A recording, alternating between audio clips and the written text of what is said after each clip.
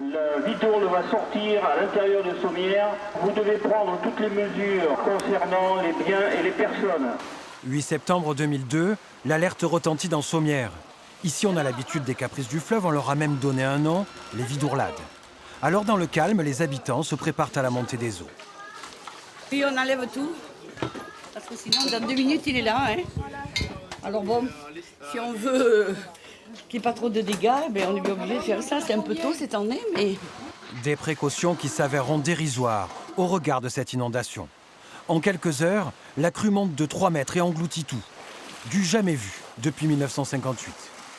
On a monté tout ce qu'on pouvait à l'étage et là on évacue les bêtes et puis à côté on va évacuer la dame qui a 85 ans, donc on va essayer de l'évacuer et partir parce que là apparemment ça va monter. Le lendemain, le jour révèle l'ampleur du cataclysme, l'eau est partout. Les évacuations par élitruage s'enchaînent, les barques de secours sillonnent les rues de la ville. Dans cette maison, les pompiers vont libérer un homme prisonnier des eaux. L'eau appuie sur les portes internes et on ne peut absolument pas, il ne peut pas sortir. Allez, merci. À Alès, la digue qui protège la ville cède sous la pression des torrents d'eau qui dévalent des Cévennes. Les 2 tiers de la cité sont submergés. Alors, vers 5h moins 20, c'était l'apocalypse. L'eau est venue de là, les voitures ont commencé à bouger. Nous, on a eu peur, pas de pompiers, rien. Sincèrement, on en était blague. En aval, la plaine de la Gardoninque entre Nîmes et Alès est dévastée. Ces images, tournées 2 jours après la crue, témoignent de la violence de l'événement. À la Calmette, la solidarité s'organise pour loger les nombreux sinistrés, mais l'inquiétude est encore forte. Des habitants sont coincés dans leur masse, isolés par les eaux du Gardon qui ne veulent pas rejoindre leur lit. Et toutes les communications sont coupées.